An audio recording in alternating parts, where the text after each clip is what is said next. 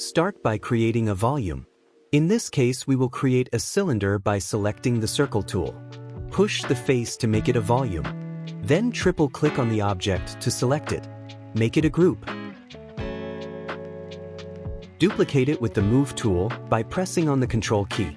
Rotate the object 90 degrees by inserting the value. Then resize it.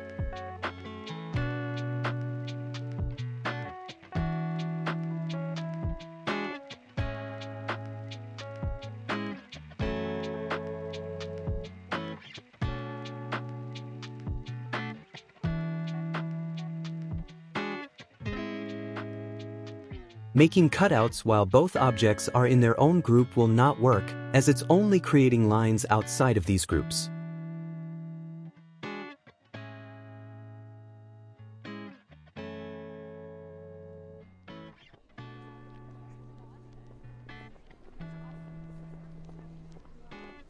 If we explode these groups and select each face to make both objects intersect each other, we get an error message.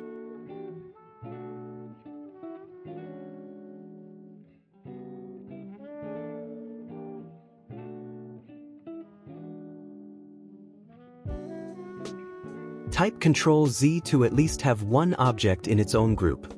Select the group and the surface of the vertical cylinder. Right-click and select Intersect Faces with Model. Select each round face and delete them. We've managed to cut out a hole in the cylinder, however the interior is hollow. We need it to have a surface.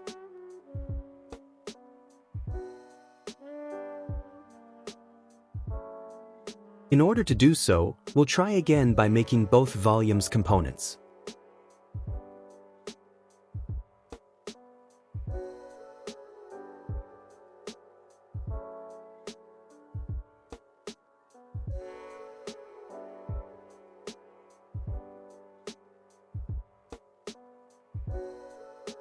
Then go to the View tab and click on Toolbars.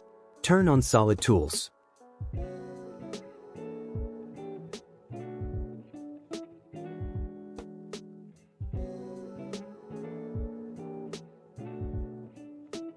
These tools allow you to modify volumes in various ways, such as combining, subtracting, or trimming multiple volumes. Select the smaller cylinder, then the second one. Select the Subtract tool. You now have your volume with the desired cutout. In this example, select the bigger volume first if you'd like to have a cutout on the smaller one.